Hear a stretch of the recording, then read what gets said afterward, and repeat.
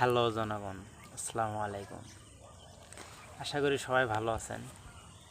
বহুত দিন পর আনা মেসের সাথে কথাবার্তা করার শখ হলো।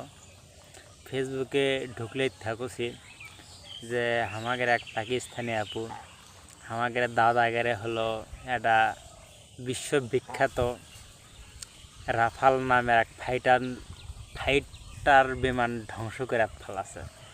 আর এই নিয়ে সোশ্যাল মিডিয়াতে সেই তোলপাড়।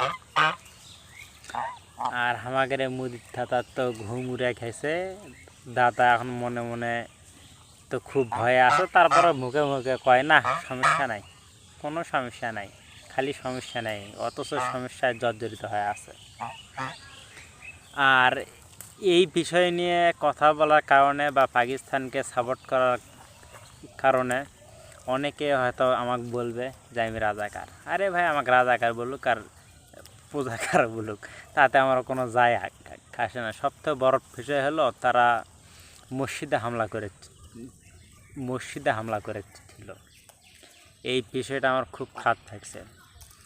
আর মানুষের সাথে ঝামেলা হতেই পারে যে কোনো বিষয় নিয়ে।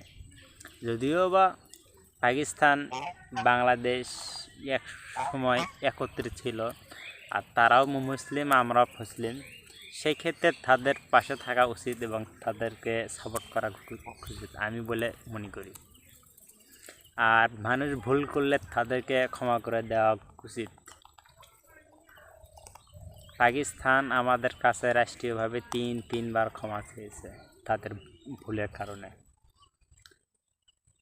কোনো দেশের যদি একজন চোর থাকে, তার মানে এই না যে ওই দেশে সবাই চোর, বা কোনো এলাকার বা কোনো গ্রামের বা কোনো স্থানে একজন খারাপ মানুষ থাকলে যে পুরো ওই এলাকার মানুষই খারাপ, তাও কিন্তু না।